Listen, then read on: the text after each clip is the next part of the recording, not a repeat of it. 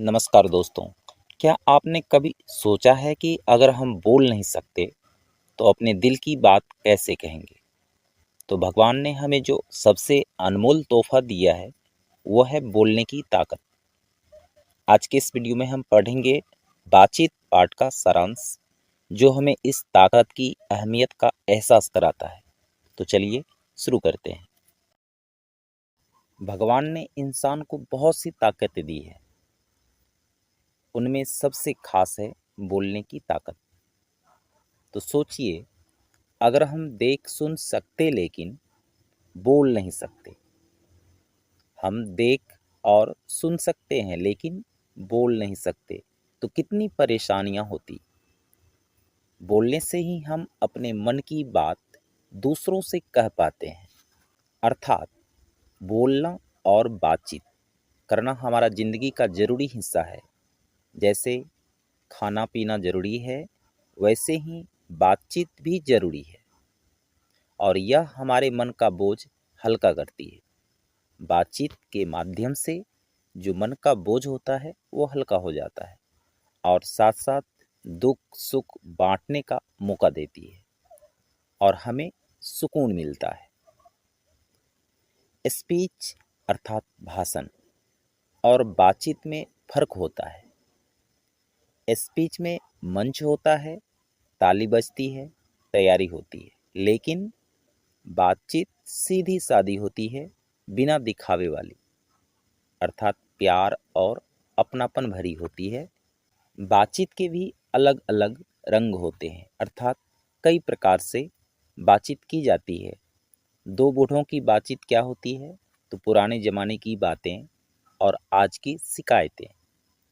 जब दो सहेलियां की बातचीत हो तो कैसी होगी? तो रस भरी, मज़ेदार और दिल से जुड़ी हुई बातें होती है। और पढ़े लिखों के पास जब बैठते हैं या आपस में बातचीत करते हैं तो ज्ञान और बड़ी बड़ी बातों से भरी बातचीत की जाती है। और दो खिलाड़ियों के जो बातचीत होती है वह अपनी तारीफ और मस्ती से भरी योजनाएं अपना बातचीत के माध्यम से संपन्न करती है। स्कूल के बच्चों की बातचीत कैसी होती है? तो टीचरों, दोस्तों और पढ़ाई की बातें, ये सभी बातें आपस में होती है। तो तीन या उससे ज़्यादा लोग हो जाएं तो बातचीत में खुलापन कम हो जाता है। जब तीन या उससे ज़्यादा लोग हो जाए तो बातचीत में खुलापन कम हो जाता है। लोग तमीज़ से बात करते हैं और जो असली भावनाएं होती है वो छिप जाती है। बातचीत में जो मन से निकली हुई भावनाएं होती है वह तीन या उससे ज़्यादा लोग जैसे ही आ जाए तो उनकी भावनाएं छिप जाती है। कई बार बातचीत से ही बड़े काम हो जाते हैं।